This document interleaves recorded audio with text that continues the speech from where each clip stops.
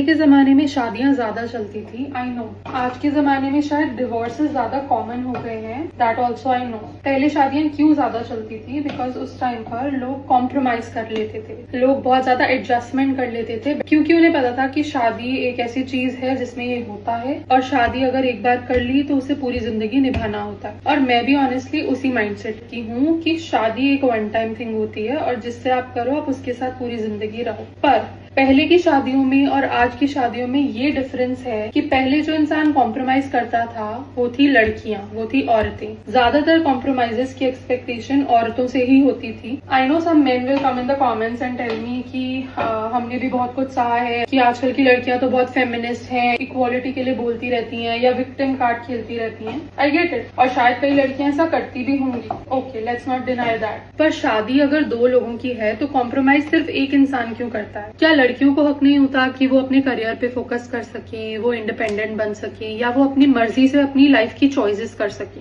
Unfortunately पहले के जमाने में ये सारी प्रिविलेजेस सिर्फ लड़कों को मिलती थी। दे वर द वंस जो बाहर जाके जॉब कर सकते थे, पैसे कमा सकते थे, बट औरतों को ये प्रिविलेज नहीं मिला था। उनका काम था सिर्फ घर पे रहो, खाना बनाओ, बच्चों का ध्यान रखो, लड़के के पेरेंट्स का भी ध्यान रखो, सबको खुश रखो और अपने बारे में भूल जाओ। मतलब ये एक तरफा कॉम्प्रोमाइज लड़कों को तो ऑफकोर्स अच्छा लगेगा, क्योंकि उनसे ये सब एक्सपेक्ट नहीं किया जा रहा। हम सब बड़े हुए हैं अपनी मदर्स को एंडलेस सैक्रिफाइसेस करते हुए देख, क्योंकि उनमें भी कितना टैलेंट था, वो कितनी स्किल्ड थी, उन्होंने भी पढ़ाई की थी, वो भी आगे चल के अपना कोई करियर बना सकती थी। पर वो सारी प्रिविलेजेस अनफॉर्चुनेटली बहुत सी फैमिलीज में नहीं दी जाती थी। तो अब लड़कियां उतने ज्यादा कॉम्प्रोमाइजेस नहीं करना चाहती जितना उनकी मदर्स या ग्रैंड मदर्स करती थी। इसमें गलत क्या है? यस, मैरिज में एडजस्टमेंट लगती है, मैरिज में कॉम्प्रोमाइजेस होते हैं, पर वो कॉम्प्रोमाइजेस दोनों तरफ से होने चाहिए, या वो एक्सपेक्टेशंस दोनों लोगों से होनी चाहिए, irrespective of the gender. Honestly marriages आज भी चल सकती हैं, लेकिन उस तरीके से नहीं जैसे हमारे पेरेंट्स या ग्रैंड पेरेंट्स की मैरिजेस चलती थी।